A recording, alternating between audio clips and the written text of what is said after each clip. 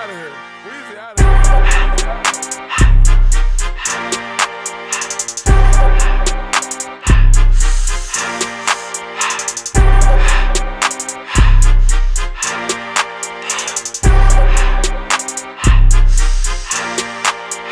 Everything litty, I love when it's hot.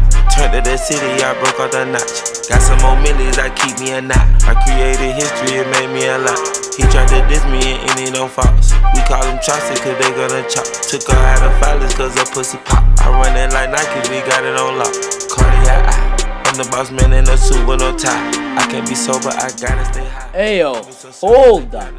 I've gotten way too far ahead of myself. Let's run this track back all the way to the beginning. Senior year of high school was one colossal sequence of continuous bad luck, including 3 trips to the ER and 1 trip to the OR. From a rigorous class schedule to second-degree frostbite and a torn ACL, I still managed to get accepted into Northeastern University, where I'd be spending my first, yeah, you heard that right, my first semester abroad across the globe in Melbourne, Australia. After I received my acceptance letter, I spent the short summer I had recovering from surgery and celebrating graduation parties weekend after weekend. Eventually, I would have to say my final goodbyes to my family, my friends, and my dog.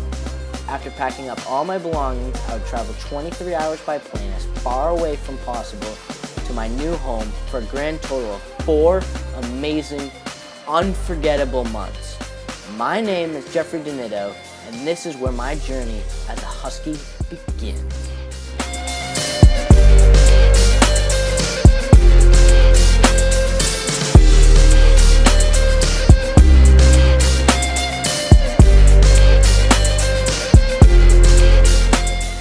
Once I arrived in Melbourne and got settled at Swinburne University of Technology, I realized I was staying in a luxurious and spacious apartment. I found my core group of friends straight away. We all lived, breathed, and bonded over the full send ideology. You only get 1 first semester of college, so why not, while being a 14-hour time difference away from everyone you know, in a country where the drinking age is 18, full send every chance you get. And that's exactly what we did. From learning how to cook, from Master Chef himself, to doing laundry for the first of many times, to spending money on a budget, I quickly became aware of how awesome living on my own would be. But if I'm being totally honest, I wouldn't have exchanged my first semester of college for anything else, because it was the best 4 months of my entire life. You echo words you've heard. You let me go just to watch. By exploring the amazing city of Melbourne, we attended multiple footy matches, learned the rules from some of the locals, and even celebrated the Richmond Tigers' 12th grand final win outside of MCG Stadium.